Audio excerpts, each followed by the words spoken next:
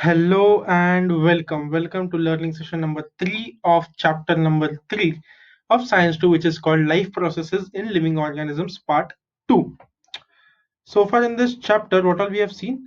We have seen introduction, and then we had seen in the last learning session asexual reproduction in unicellular organisms. So उसमें तीन types थे, binary, multiple, and budding. So these three types of reproduction we had seen in the last learning session, right?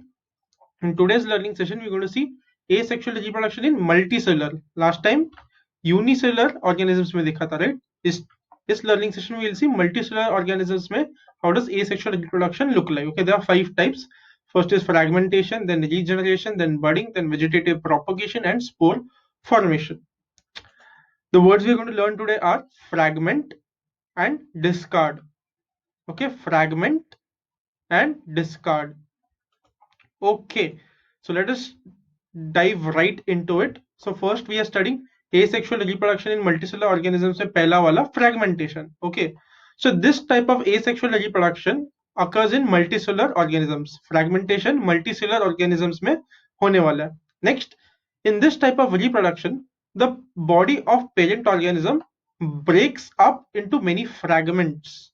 Fragments का मतलब क्या होगा? क्या बोला कि जो पेरेंट ऑर्गेनिज्म का बॉडी होगा वो ब्रेकअप होने वाला बहुत सारे फ्रैगमेंट्स में. फ्रैगमेंट्स क्या होता है? फ्रैगमेंट्स यानी हिंदी में टुकड़ा, ओके, और इंग्लिश में pieces.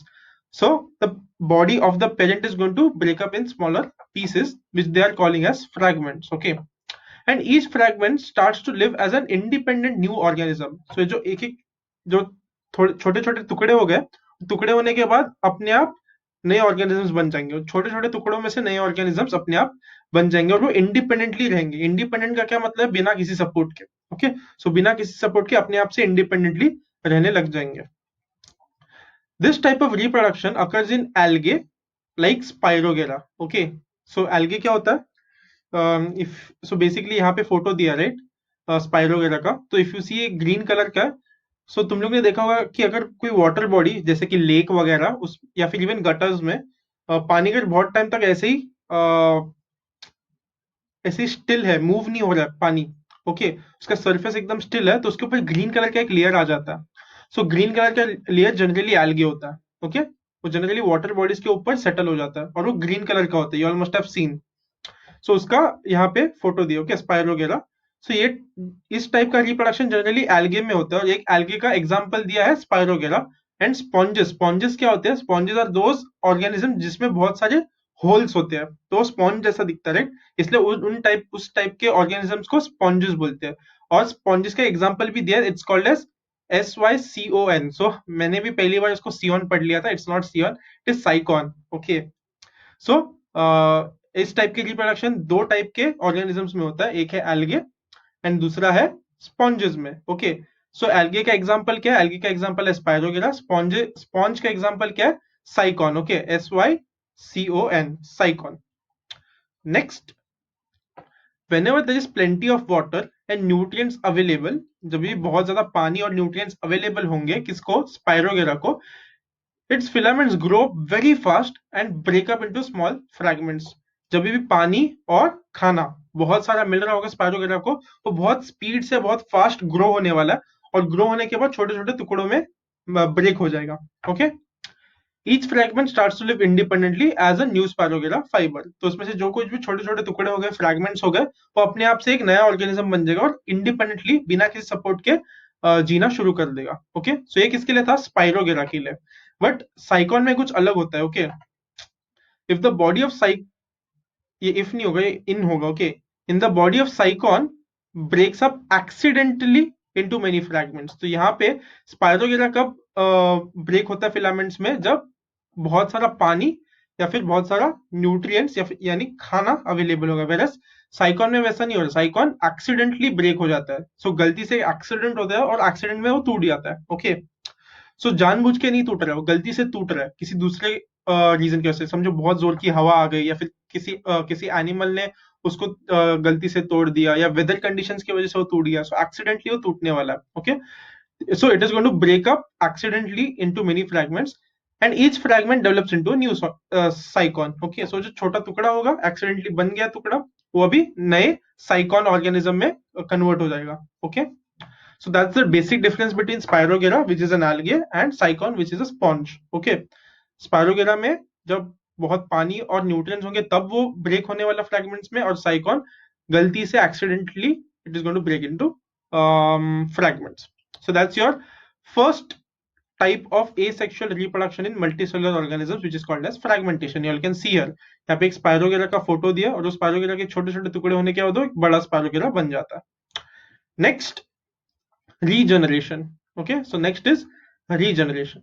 So first point, you may know that the wall lizard यानी छिपकली basically. Okay, wall lizard is छिपकली. अगर मैं अभी यहाँ पे अपने कर्टन्स बाजू में करूँ, यहाँ पे भी एक दो दिख जाएंगे तुम लोग, और तुम लोग ने बहुत सारे आजू बाजू देखे होंगे छिपकलियों को.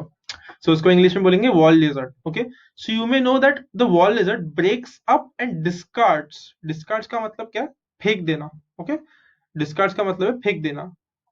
सो वो जो छिपकली है, it is going to break up, यानी उसका कोई तो एक पार्ट टूट जाएगा और वो ऐसे ही छोड़ देगा उसको. Okay, some part of its tail in emergency. कभी कभी अपने जो टेल है, यानी उसकी जो पूंछ है, उसका थोड़ा सा पार्ट वो काट के फिर बाद में ऐसे ही रह जाता है इमरजेंसी की सिचुएशंस में.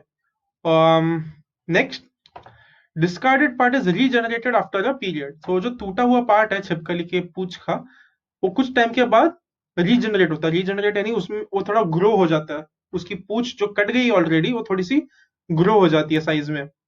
This is an example of limited regeneration. Okay, so regeneration मतलब क्या? वो ग्रो हो जाना. रीजनरेट क्या हो रहा है? उसके अंदर के जो सेल्स है वो रीजनरेट होकर वो ग्रो हो रहा है. बट पूरा का पूरा लिजर्ड नहीं बन रहा ना इसमें से, इसलिए इसको लिमिटेड रीजनरेशन बोलते हैं. पूरी की पूरी तरह पूरा का पूरा रीजनरेट नहीं हो रहा है. ओके, तो जो पूंछ का टुकड़ा है, उसमें से आंख वगैरह नहीं निकलने वाला है, फिर उसमें से मुंह नहीं निकलेगा, उसमें से हार्ट नहीं बनेगा, एक्सेट्रा. तो इसलिए इसको बोलते हैं limited regeneration. However, under certain situations, an animal which is called planaria, okay, एक एनिमल है जिसका नाम है planaria, breaks up its body into two parts and thereafter each part regenerates. uh, okay, so यहाँ पे if you see there's a photo of this animal called as planaria. Okay, so यहाँ पे पूरा का पूरा planaria exist करता है, right? उसका भी समझो तीन टुकड़ा हो गया. ये ऊपर वाला टुकड़ा यहाँ पे चला गया, नीचे वाला टुकड़ा यहाँ पे चला गया, and the middle portion has come to the left. So if you see, ये मिडिल पोर्शन से भी पूरा का पूरा एक नया प्लेनेरिया बन गया, टॉप पोर्शन से भी एक पूरा का पूरा प्लेनेरिया बन गया, एंड बॉटम पोर्शन से भी एक पूरा का पूरा प्लेनेरिया बन गया. सो बेसिकली प्लेनेरिया क्या करता है? अपने बॉडी को तोड़ देता है दो पार्ट्स में, तीन पार्ट्स में, एंड उससे फिर उन्हें रीजनरेट करके पूरा का पूरा बॉडी बना लेता है. And hence two new planaria are form. उसकी वजह से दो नए प्लेनेरिया फॉर्म होते हैं. तो इस डायग्राम में तीन टुकड़ों से तीन नए प्लेनेरिया फॉर्म हो जाए, बट यहाँ पे पॉइंट में टेक्स्ट बुक में दिया कि दो टुकड़े होते हैं, दो टुकड़ों में से दो नए प्लेनेरिया फॉर्म होते हैं. so, जितने टुकड़े होंगे उतने नए प्लेनेरिया फॉर्म होंगे. Okay, so this is called as regeneration. Okay, so what is regeneration? Basically उसका बॉडी कट हो जाएगा, बॉडी कट होने के बाद जो दो पीसेस बनेंगे, दो पीसेस में से दो नए ऑर्गेनिजम्स बन जाएंगे. इसको बोलते हैं regeneration. So that's your second way of asexual reproduction in multicellular organisms. Next, budding. So budding हमने already asexual reproduction in unicellular में देखा था, राइट? यूनिसेलुलर में ऑलरेडी हम लोग ने देखा था. यूनिसेलुलर में क्या होता है?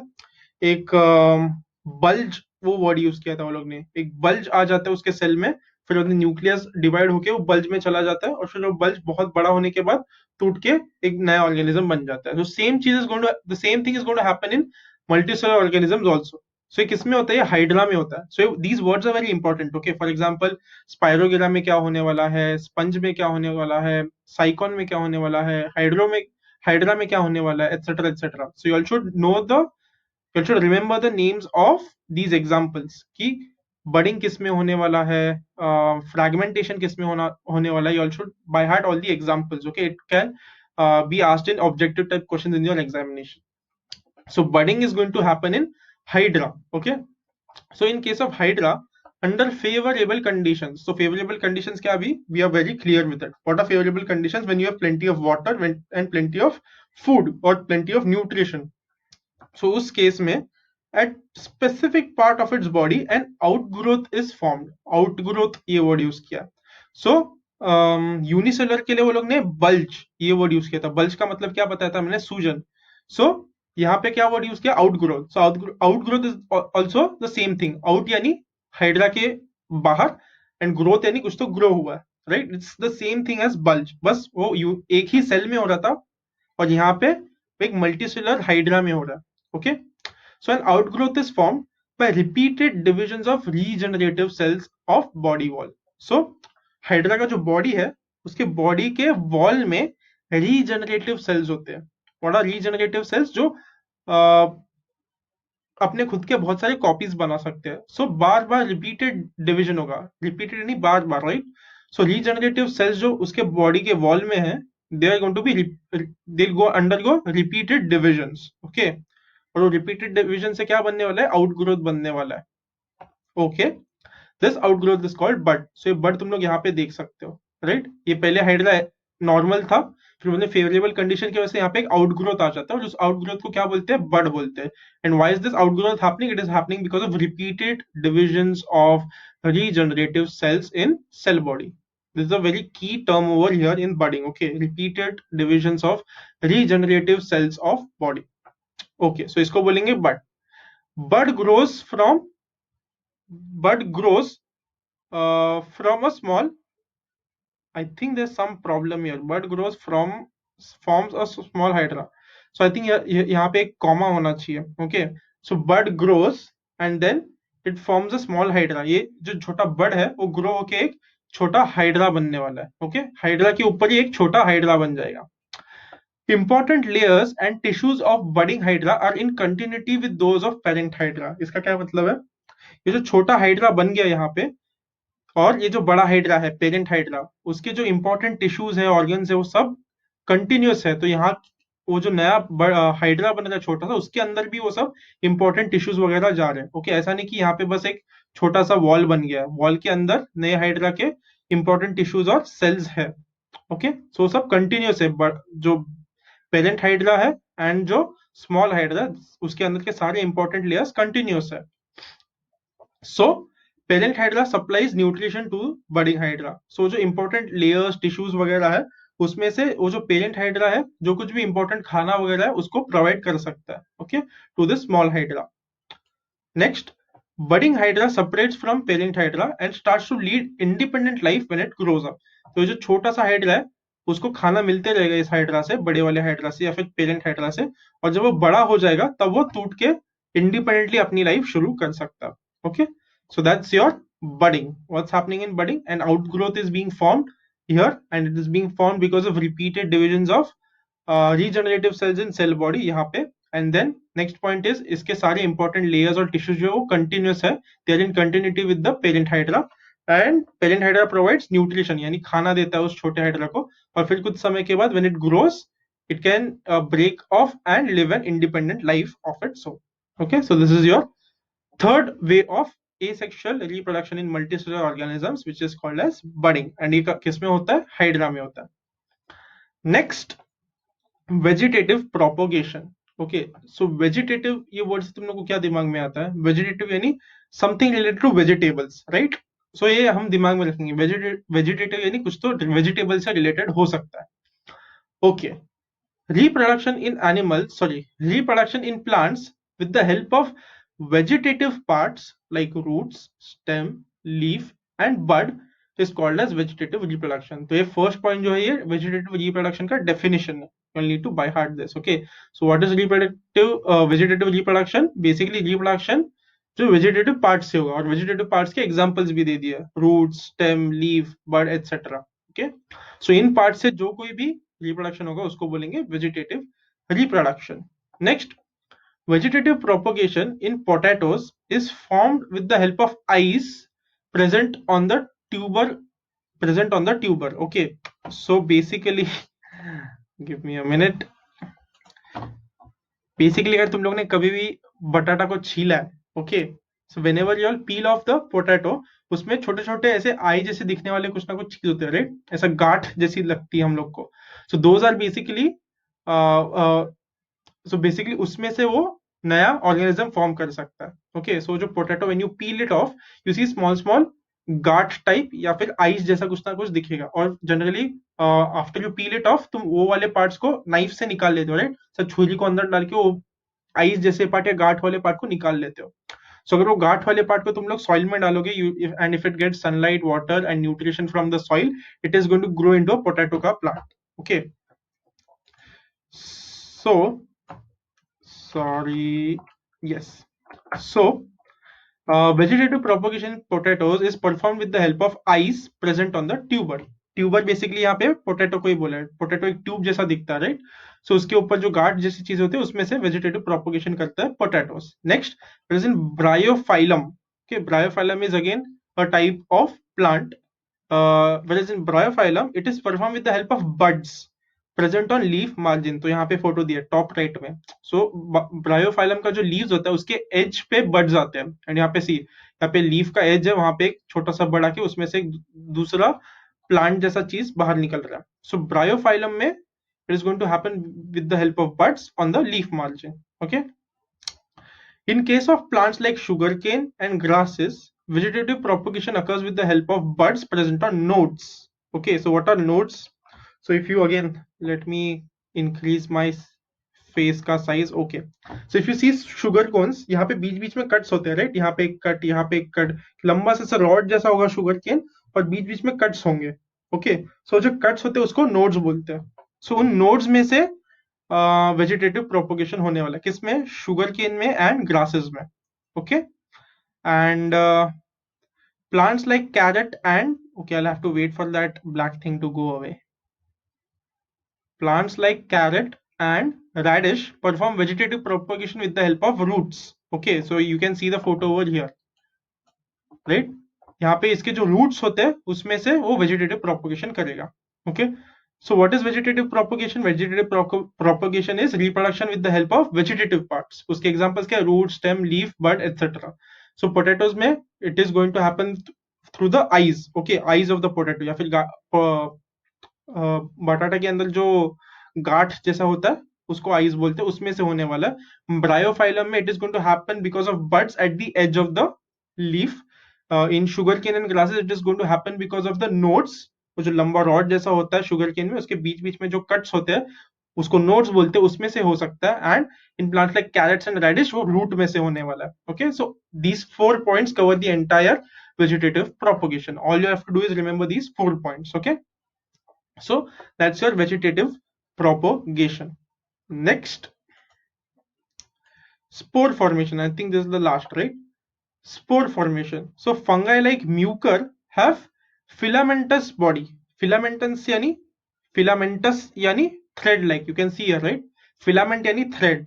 So filamentous yani thread like. Okay, so fungi like mucor have filamentous body.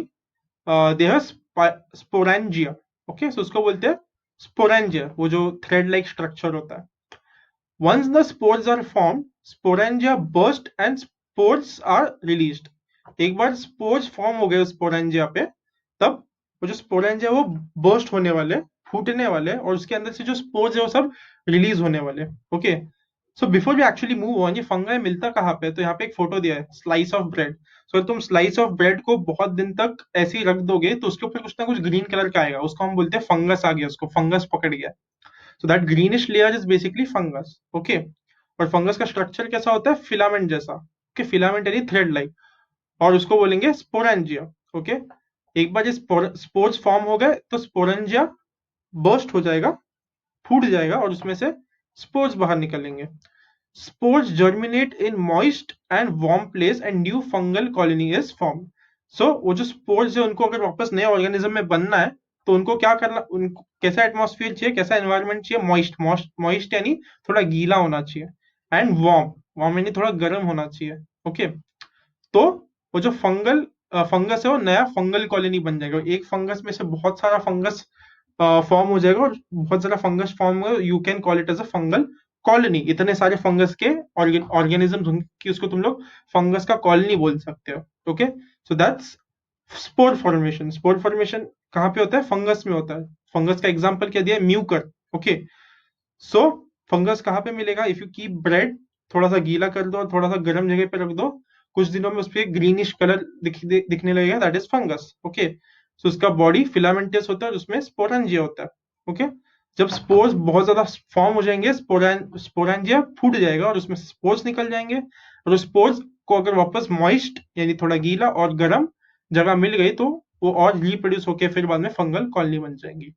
Okay, so that's your spore formation in multicellular organism. Okay, so now you all are ready to solve a practice question. Okay, so the question is question number 9 at the end of your chapter on page number 35, which is explain asexual reproduction in plants. Okay, so आज हमने asexual reproduction in multicellular organisms देखा है. So इसमें से एक कोई ना कोई एक टाइप plants भी था. You just think about it कि कौन सा वाला plants के लिए था.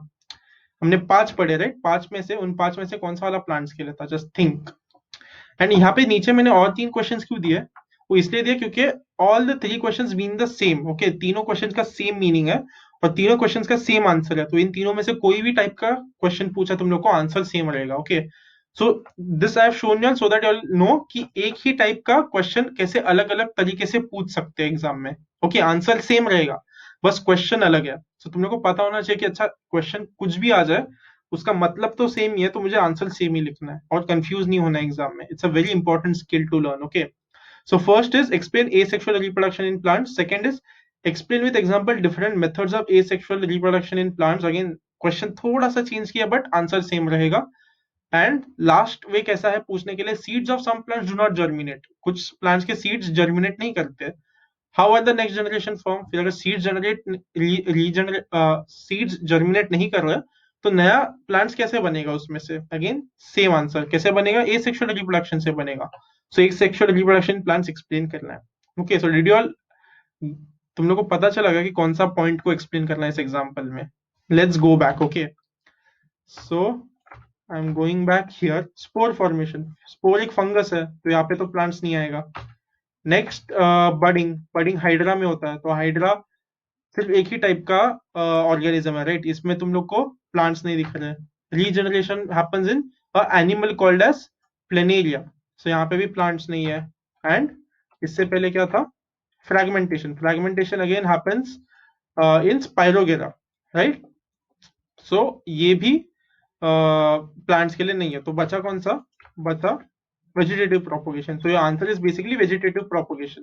So write that question in your notebooks and explain vegetative propagation in your notebooks. Okay, for that question 3 mark का क्वेश्चन है, तो इस हिसाब से तुम लोग को आंसर लिखना है. जितने पॉइंट्स उसमें डायग्राम लगेगा या डायग्राम नहीं लगेगा, you all take that call. 3 mark के क्वेश्चन के लिए क्या क्या पॉइंट्स आना चाहिए और डायग्राम्स होना चाहिए, नहीं होना चाहिए, you all take that call. Okay, so write this answer in your notebook as practice. If you want, you all can take the help of the textbook. Okay, so far in this chapter हम लोग ने last time क्या क्या देखा था?